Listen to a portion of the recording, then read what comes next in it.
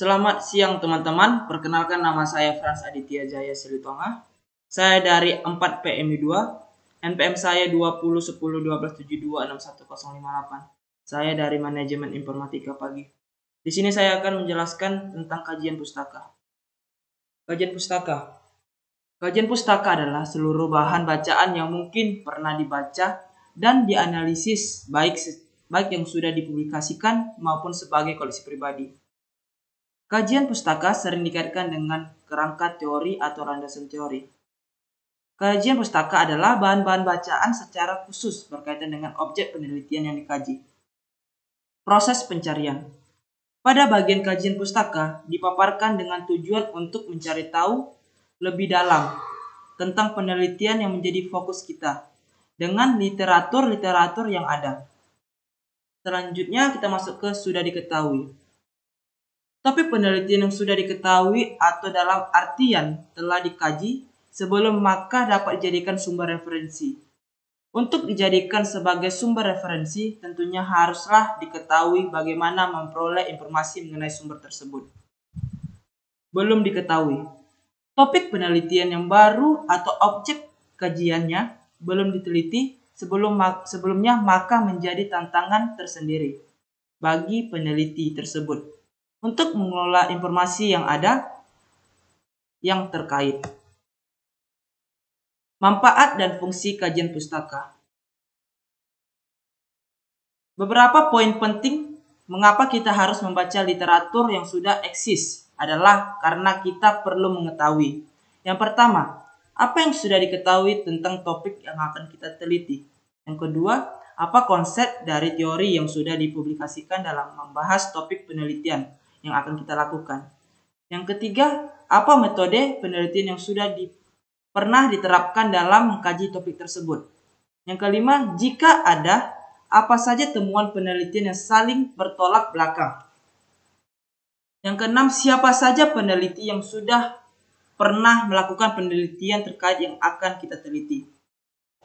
1. Sebagai solusi.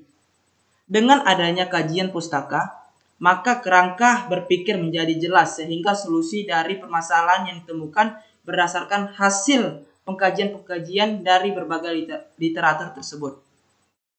2. Landasan pengembangan instrumen. Setelah menemukan solusi berupa teori selanjutnya, disusunlah indikator-indikator berdasarkan solusi tersebut. Indikator yang disusun inilah yang kemudian jadikan instrumen dalam penelitian. 3. Membuat atau menentukan kriteria.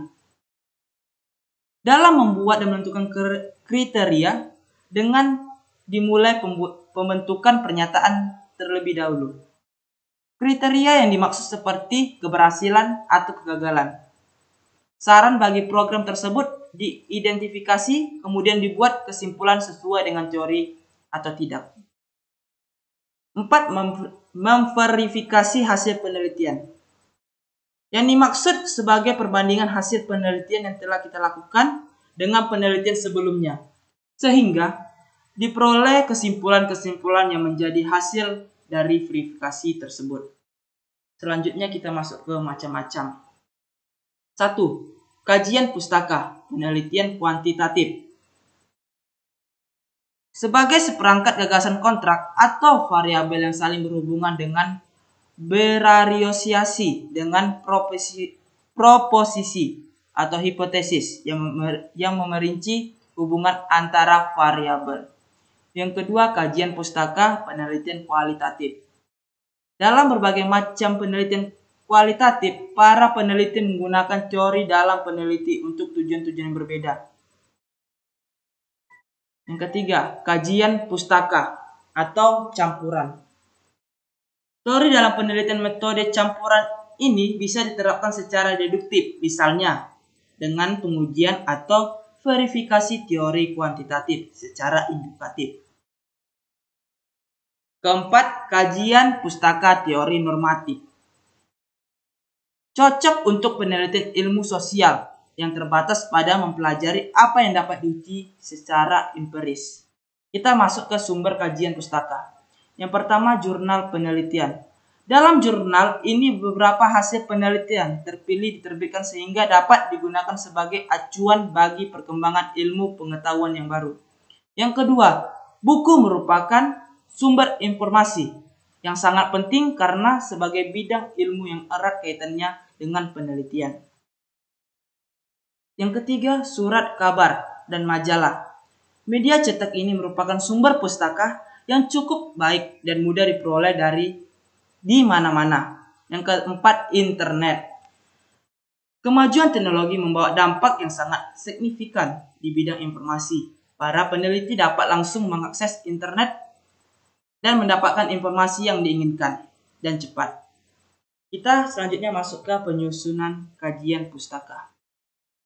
Dalam menyusun kajian pustaka perlu usaha untuk mengumpulkan sumber sebanyak-banyaknya. Sumber tersebut harus relevan dengan masalah yang diangkat dalam penelitian. Serta berlaku sebaliknya untuk induktif. Langkah-langkah yang dilakukan dalam penyusunan. Yang pertama, menyiapkan butir-butir yang perlu mencatat informasi dari pustaka. Yang kedua, menyiapkan sistematika pengumpulan informasi. Yang ketiga, mencari informasi sebanyak-banyaknya dari bahan kepustakaan maupun internet. Oke, sampai segitu materi saya. Saya Frans Aditya. Jika ada kekurangan kata, saya minta maaf. Selamat siang. Terima kasih.